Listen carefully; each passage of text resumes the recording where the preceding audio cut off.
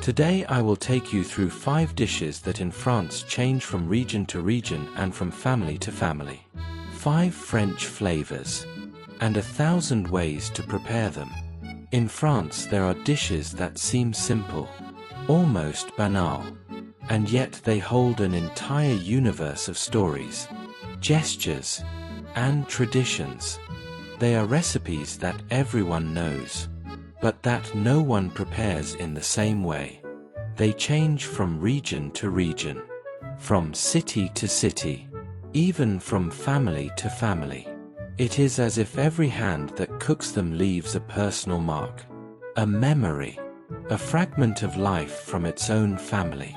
Today I take you on a journey through 5 of these dishes, 5 symbols of French cuisine that never exist in just one version, but in 100, 1,000 variations. Because in France, like in Italy, cooking is never just cooking. It is identity. It is memory. It is a way of telling who we are. The first stop of our journey takes us to the south, to Nice, where the sun seems to melt the colors and make them more intense. Salade niçoise is born here, between the blue of the sea and the scent of Provençal herbs. It is a dish that at first glance seems simple. Raw vegetables, tuna, eggs, olives, anchovies, and yet behind this apparent simplicity lies one of the most heated debates in French gastronomy. In Nice, the purists defend the original version, as if it were a sacred treasure.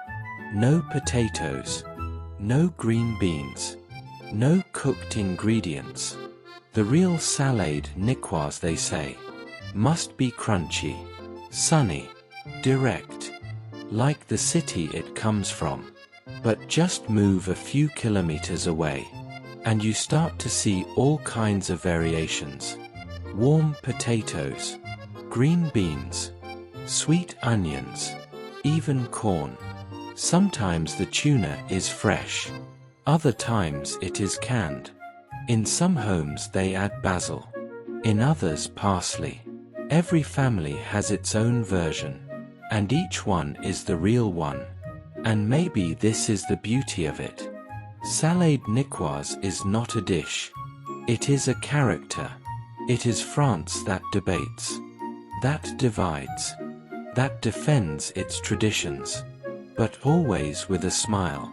From the light of the Mediterranean, we move to the northeast, to Lorraine, a borderland, where the cuisine is richer, more buttery, more comforting.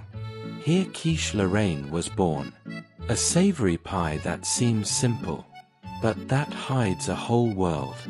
The classic version is a hymn to tradition. Cream, eggs, and smoked bacon, 3 ingredients, that together create something surprisingly elegant. But here too, as always in France, the recipe is never just one. In some regions they add cheese, in others onion, in others aromatic herbs that perfume the countryside kitchen. There are taller quiches, lower ones, creamier ones, more compact ones. There are the grandmother's ones, that smell of childhood, and the bistrot ones, perfect, shiny, almost architectural. Quiche Lorraine is one of those dishes that tells about home, tells about memories, and the love of family. It is the oven opening, the sound of the pan, the smell that fills the kitchen. It is a dish that does not need to be reinvented, because it reinvents itself every time someone prepares it. Then there is ratatouille, a humble dish, born in the kitchens of farmers in Provence, when summer offered zucchini, eggplants, peppers, and tomatoes in abundance. At the beginning it was just a mix of vegetables, a way not to waste anything. But over time, it became poetry. Ratatouille is one of those dishes that completely changes depending on who cooks it. Some cook each vegetable separately, with almost religious patience, and others throw everything together in the same pot, letting the flavors mix freely. There is the rustic version, the one that smells of the countryside, and the elegant one, almost artistic, made of thin slices, arranged like a mosaic. Some cook it in a pan, and some in the oven. Some keep it purely vegetable, and some add meat. In Nice they make it one way, in Marseille another, and every family has its perfect sequence for cooking the vegetables. Ratatouille is the France of summer, the morning market, the sun warming the stones, the scent of thyme and rosemary. It is a dish that does not just feed. It tells a poetic landscape, rich in colors and aromas. And then there is tarte tatin, the dessert born by mistake and turned into a legend. The story says that the Tatin sisters, owners of a hotel in the Loire, one day forgot to put the pastry under the apples. To fix it, they placed it on top and flipped the cake once it was cooked. A mistake, yes, but one of those that changed the history of cooking. Since then, tarte tatin has become a symbol of French pastry. But here too, as always, each region has its own version. There are more caramelized cakes, others lighter. Some use sweet apples, others more tart apples. Some have a thin, crispy pastry, others a thicker, more buttery base. It is a dessert that changes personality, depending on who prepares it. It can be rustic, elegant, simple, sophisticated. It is a bit like France itself, full of contrasts, but always fascinating.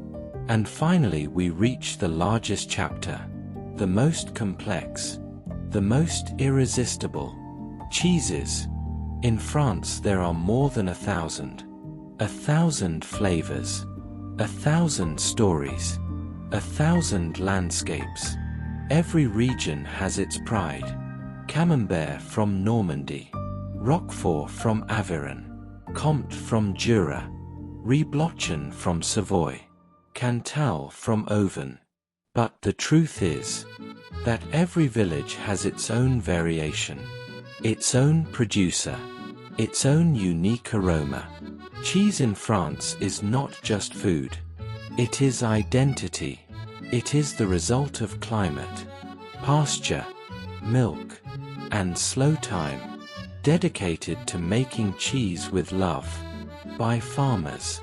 It is ancient knowledge, made of working hands, of gestures repeated for centuries. And like in Italy, every family has its favorite, the one everyone says, "This, yes, this is the real cheese." It is an infinite universe that tells France better than any book. 5 dishes, 1,000 variations, 5 recipes, 1,000 stories. French cuisine is not made of unchanging rules, but of traditions that transform, of hands that change, of memories that blend. Every dish is a journey. Every variation is a story. And maybe this is what makes France such a fascinating world to explore.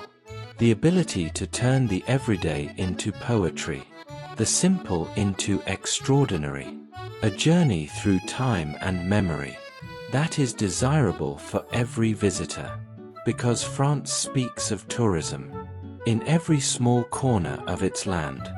Write a comment and tell me where you are watching from. And thanks for watching. See you soon.